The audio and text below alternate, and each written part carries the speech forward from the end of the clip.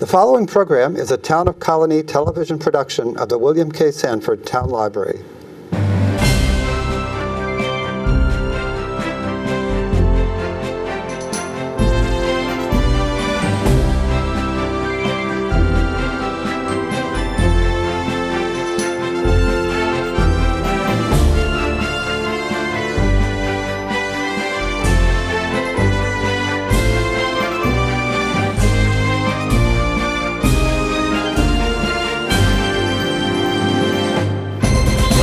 Welcome to Getting to Know You. My name is Joe Nash.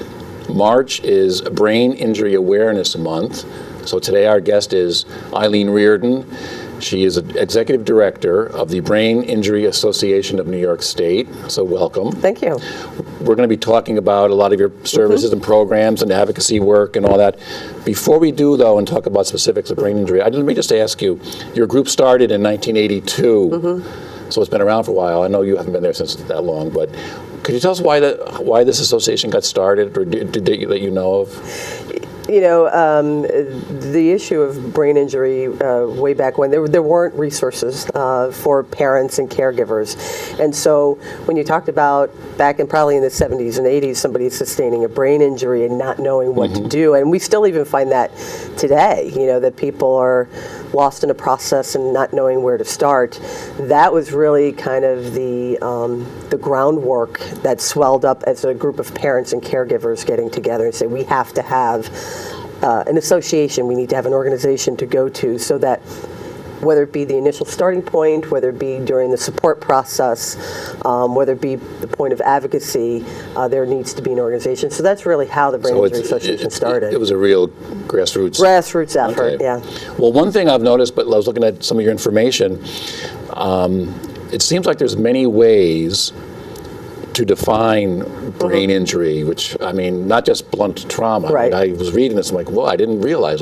So could you tell us about all these different definitions, or not definitions, but different kinds of brain injury? Is that the right term? Yeah, I think that people associate it more with the traumatic brain injury side. But there's more to it. But there's more to it, Okay. even from the traumatic brain injury side. So many think of, you know, your car crashes, the blunt to head, the concussions, anything that is really a force to the brain.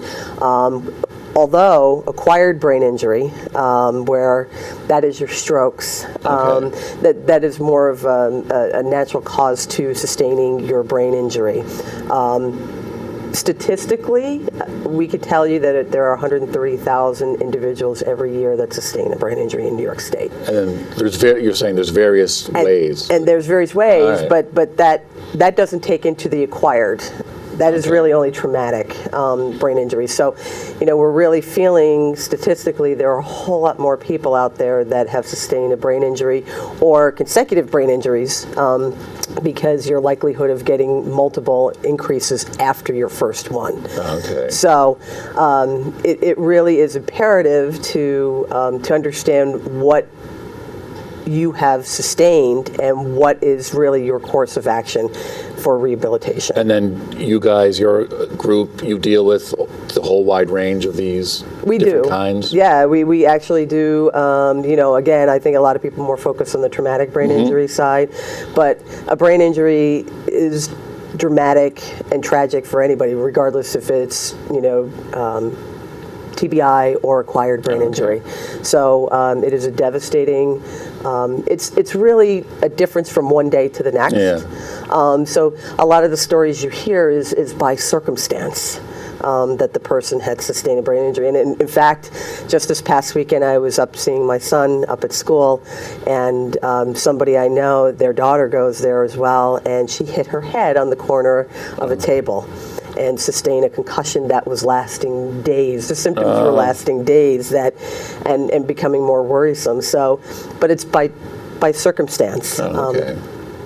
Well, another thing, besides you're talking about this whole range of kinds of brain injury, are there different levels of impairment? Yeah, so you could, you know, talk about a mild to a moderate to a severe brain injury, and obviously as they go up, a mild brain injury probably would be, you know, somewhat level of a concussion, although concussions are very serious and now I think are being taken quite seriously in discussions and groups, but 20% of even concussions, they don't go back to what they were. Most do heal very successfully, but some do not.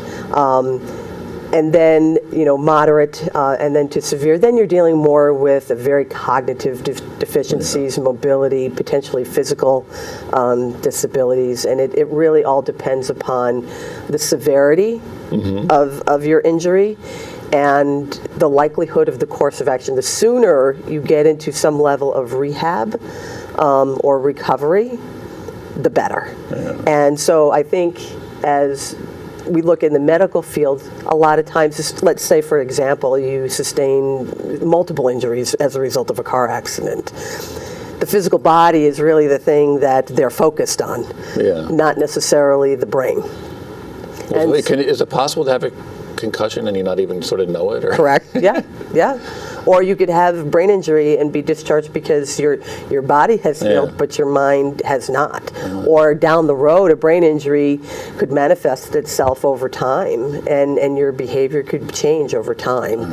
So that's really becomes somewhat the challenge, is that you understand what you're going through, that you're working with doctors and nurses and rehab and discharge planners that really are identifying that you have a brain injury. Okay, so your group, the Brain Injury Association, what are the kinds of, you provide information, you do advocacy work, you have a lot of programs, we can talk about some of those. Overall, though, what is your basic, providing information to people, getting people hooked up with different services? Yeah, it's really about the advocacy and the prevention of brain injury. And we can minimize the impact through a lot of our outreach and educational programs and advocacy efforts. If we're changing laws to make people safer, we're minimizing impact. So that really is the core mission of the organization. And then to help you really live a more productive life, whether that be through, we have a helpline service that people can call in. It's an 800 number, anybody throughout New York State. We even get calls from people throughout outside of New York State because they might have a relative here. So, and it really is that first, I don't know what to do. Help me through this process because it's very daunting. And so that helpline really is a support network for individuals. At least we can narrow down the geographical area, the services that are provided there. So you guys get calls from all over, mainly New York State, though. Mainly New York State, but we do get them out of New York State as well. So that helpline is a great resource. We have a program called FACTS, and these are our kind of coordinators at the ground level. So if you have sustained your injury prior to the age of 22, you're eligible for a FACTS coordinator that helps with advocacy and connections of programs and services within your own community. So what was that age again?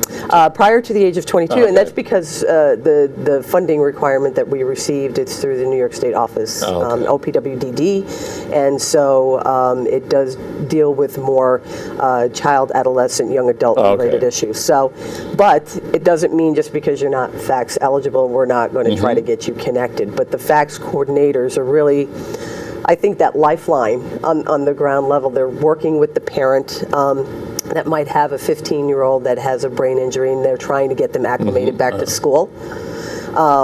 What they call a 504 plan, in really kind of identifying what the needs of the child might be, what might be the behavioral issues of the child, so that the teachers and everybody aware can really support that integration back into a school environment, or an adult trying to get back into the workforce. So you could be in your 50s if you called and said, hey, I sustained my injury at 20. You are still FACTS eligible. All right. So another program you have here is called the Family Fund. What is that? The Family Fund provides financial assistance. It's a small stipend that we give out. And we all have dealt with issues throughout our lifetime, but when you deal with a brain injury, it could be, I lost my job. It could be my car broke down and I can't get to my Yeah. job, and they're on fixed incomes as a result of their brain injury. So we give out small grants of some kind to help, and it could be a wider range of scenarios that they're facing. So from the basic necessities of food, clothing, and shelter to something different. I mean, we just assisted an individual that needed some repair work to their wheelchair, okay. and so we helped them out with that. So you help them with all kinds of... All kinds, okay. all different kinds. And then I noticed you have another program you guys have is you have certified brain injury specialist trainers. It's a long title, but what? Well, CBIS what is like that? what we call it.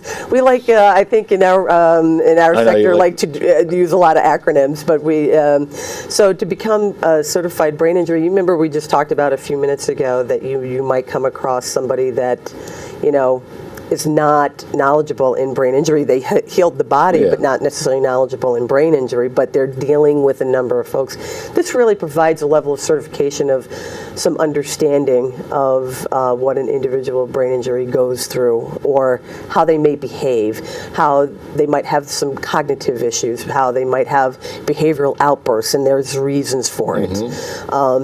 So it really does, and if there's a whole certification process for that, and you have to have so many hours that you work in the brain injury world. But These are for people who work in the field? yeah, it could be, occupational therapists, physical okay. therapists, we have nurses, we have rehab folks that work Oh, I in see what you're rehab. saying now. So these are health practitioners who might It take runs, classes yeah. or It get runs the certified in. gamut. Okay, that's what you're saying now. Yeah, it really runs the gamut of people that, show and document that I'm working with, a population that has a brain injury. Oh, okay. And so, but if a group wants a program, we have a whole educational outreach program. Let's say a school district just wants somebody to come in and do some level of training, we can do that as well, and it doesn't have to be a CBIS training. I think it really does open up the eyes of individuals to say, I didn't quite understand what they were going through. And do you also go around, or do these people go around and give little informational things like, I don't know, the possible playing sports for kids and just Yeah. giving a thing what to look out for? One of the things that we're looking at for 2016 and beyond is creating a concussion initiative of really doing webinars, roundtable discussions, of bringing folks from different fields together. So it could be athletic trainers, to coaches, to neurologists, to neuropsychologists, just really having a better understanding of safer play. We're not saying that kids shouldn't be playing sports. We know it's a great outlet for young people, but the understanding of what a child sustains a concussion and what everybody involved needs to assist in that child's recovery. Well, it's with professional football. It's certainly in the news these days. I don't know. Have you guys are you guys involved in any way in that? Yeah, our national organization is very involved in the advocacy efforts with the NFL, and obviously I think the whole public awareness piece alone has really brought to the forefront personal discussions to say, do I want to seek out this type of career? Or, I think even some of our athletes are retiring at a younger age, saying, okay, I'm learning more about the potentials if I stay within the sport longer. Yeah. So, anything for us, it really is about collaboration and building partnerships. So if we can come to the table and say we can add value to, again, safer play, that's what we're about. And another component that you guys advocate for and provide information, the unfortunate one, the returning veterans from Iraq and Afghanistan, the brain injuries they sustain. Well, tell us about. There's such a wide range. Yeah. And then what are some of the services you have for veterans? They call it the signature injury for our Of veterans. all injuries of the war, yeah. Of all injuries of the war, brain injury is the signature injury that they're coming back with. And so it's that idea again of understanding, and most people, veteran or not, when they have a brain injury and they're saying something's wrong with me, I'm not who I was, and that continues to escalate. our veterans really need, the opportunity to have the support that they need overall. So again, with the helpline, we're looking to do a veterans conference in November. And inviting veterans and their families, because just about caregivers too, they're saying, I don't understand what he's a different person or she's a different person than when she left. So you have some support groups. And so we have support groups throughout New York State that, any veterans or their family member can attend. All they would have to do is call either our helpline or our office number, and they're more than welcome to get a listing. Well, that'll be on the screen, a lot of that. But I have a question. Would PTSD would that be considered a brain injury of sorts or not? Or well, it could be compounding the brain injury. Okay. So one could be masking the other. Yeah. I think, an individual that has given their service to this country and coming back, we should all be working together in making sure that we can give them the full support that they need. Okay. So for the Brain Injury Awareness Month, one of your big events is down at the Capitol, is an Advocacy Day. Yep. Is that correct? March 23rd? March 23rd. So tell us about what you guys are going to be doing, and if you want people to try and, who would be going, or who can come, or... This is really, as we're doing with you right now, this is a level of introduction. Every 13 seconds somebody sustains a brain injury. That's a lot. Okay. If you put it in those terms, that's a lot. And so, our legislators, we have an issue going on right now with a program, the TBI waiver, transitioning into managed care. This is the bill that you guys are advocating? Well, no, this is a law that was passed by Governor Cuomo a few years ago for managed care for all, but this is very specialized needs for this population, and of course, there's a lot of folks worried about once it goes into managed care. So we're working with other stakeholder groups around the state of New York to really make sure that the core services are protected, for these individuals, and ultimately, is the optimal goal, could there be a carve out of some kind for those folks to keep their waiver services? So the Advocacy Day, when we decided to talk about this, is the first time that we are putting together a formalized program down at the Legislative Office building. So between this whole activity of the waiver going into managed care, then we got the mixed martial arts, and you have several issues. This is the first time you guys have done advocacy? First time that we're doing it. So I think that, and then there was a public hearing held last October that, again, really opened up some of the eyes of our legislators to say, and a lot is not being done for these folks, and many are struggling or falling through. And whether it be the waiver, whether it be workman's comp, whether it be access to care, so you're talking huge pockets like even the North Country that probably doesn't have, many services to offer in support of that. So you guys are supporting these. You guys are supporting these efforts to. Okay. Yeah, and so we're going to have folks come in. I hear there's buses of people coming in, and just like breast cancer awareness being pink, our color is blue. Okay. And so we're hoping to have a sea of blue. And then you're having a little thing. What's it called? Blue Jeans for Brain Injury. Blue Jeans for Brain Injury. This is on Advocacy Day. Well, this is actually during the entire month of March, but we're kind of dovetailing it into Advocacy Day. And Blue Jeans for Brain Injury, similar to what you think Go Red for Women. Yeah. Kind of an awareness piece that our partners can do internally, and so if you have a traumatic brain injury program and you want your consumers and your staff to wear blue jeans, and we put stickers on our website that people can wear. They can wear, blue ribbons. There's information that they can hang in the office about the Brain Injury Association of New York State that people can find out. Because some people, I didn't know you existed. This is one way of saying they exist, and there's support out there for you, even right in your own community. And so we're all coming together, wearing our blue jeans on March 23rd. And then you guys go around and talk to legislators.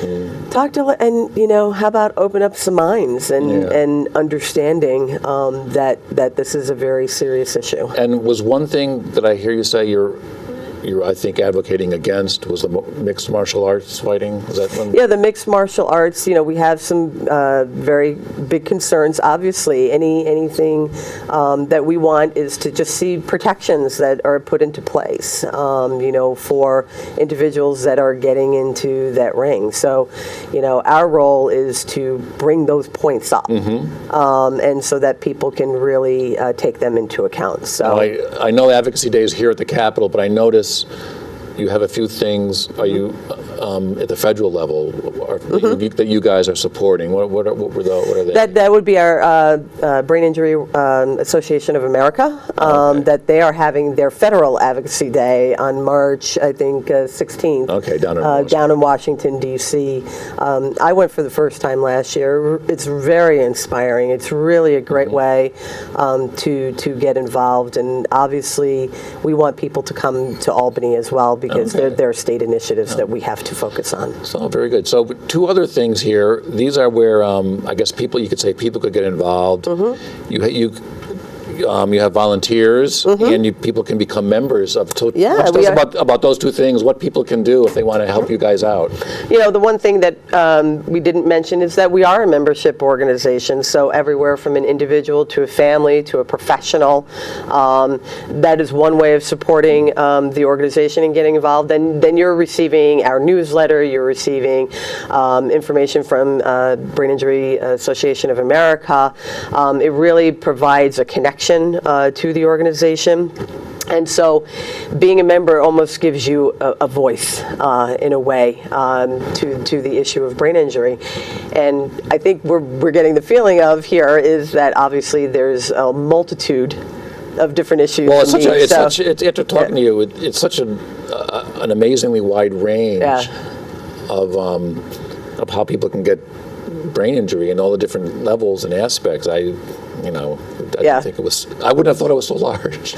Yeah, it's much bigger, and I keep going back to me the statistics saying every 13 seconds. I mean, that's by the time we finish this conversation, can you imagine how many people have sustained that brain injury? So, and you have opportunities for volunteers. What do they? Volunteers, absolutely. They can volunteer in their own community. We have fundraising events that they can get involved with. We have chapters throughout New York State. One of our most engaging chapters is in Rochester, another one in New York City. So if you have family members listening to and they're down there, that's a support core, folks that you can meet with, engage with. They have great recreational outings as well, and it just really. A lot of times I hear people say, I found somebody, somebody else that's going through the same thing that I'm going through. Okay. Well, it sounds like your group does a lot of great work. That's the Brain Injury Association of New York State. So thank you so much for coming. Thank you. And I hope you have a successful, can I call it Lobby Day or is it Advocacy Day? Advocacy Day. That's we're opening up minds. Okay, and then again, it's such a wide range. The website will be on the page. There's all kinds of information, but there's such a wide range of issues here. So thank you for coming. Thank you. I appreciate it. And we will see you next time on Getting to Know You.